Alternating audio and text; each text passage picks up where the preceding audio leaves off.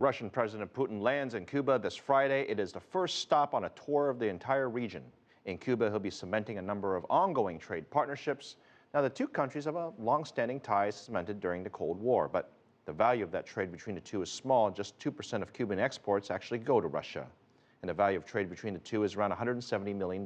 But Russian energy firms have been active exploring oil wells off the Cuban coast. Michael Voss is following President Putin's visit there and joins us now live from Havana. And Michael, President Putin is doing a lot of air miles before he goes to the BRICS summit next week. But is there business to take care of first in Cuba? Yes, there is, and I think there's anticipation here that a large number of trade and investment deals will be signed, and there's no shortage of funds to go around. Last week, the Russian parliament, the Duma, wrote off 90% of Cuba's $35 billion Soviet-era debt, and the $3.5 billion will go into a bank account here in Cuba for reinvestment in infrastructure and other projects, and this despite the US trade embargo and other sanctions against Cuba. Cuba's foreign investment drive centers around a tax-free special development zone under construction near the deepwater container port at Mariel. Russia has already announced plans to open an oil logistics base there. This follows an agreement signed in May with President Putin looking on, where two of Russia's largest energy firms, Rosneft and Zarubezhneft, agreed to explore for oil in Cuba's offshore waters.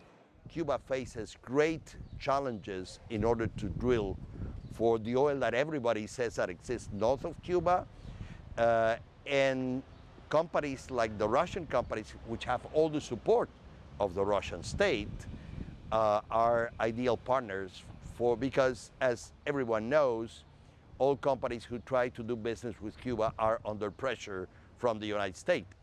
President visit in 2000 relating the collapse of the Soviet Union. Him again in 2009 after Raul Castro took over the. Politically, there is one of the few countries that have publicly supported Russia over Crimea and the Ukraine. So far, though, trade between them remains relatively modest. At the annual Havana Trade Fair, much of the Russian pavilion is dedicated to offering spare and replacement parts for old Soviet-era equipment. Some Cuban industries, as well as the military, are still based on Soviet technology.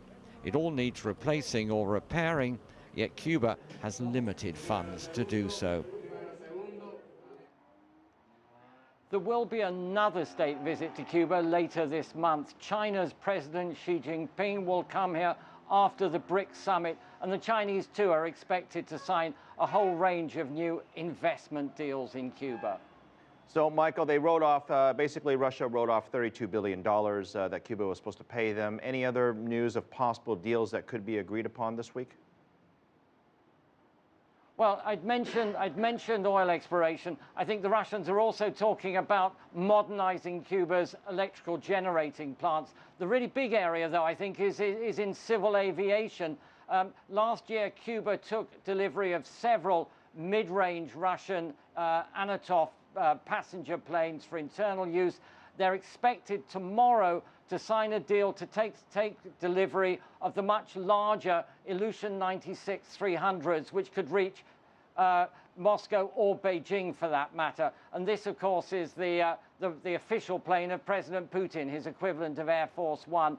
But I think the big thing is, are they going to invest in industry in Mariel? That we'll have to find out on Friday.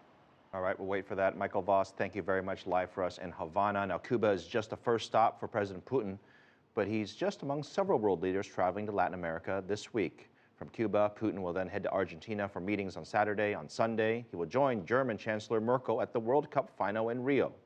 This coming Tuesday, the BRICS meetings will start in Brazil as well. Putin will then be joined by his counterparts from Brazil, India, China, and South Africa. After the summit, it will be Chinese President Xi's turn to tour Latin America, where he'll be visiting Argentina, Venezuela, and of course, Cuba.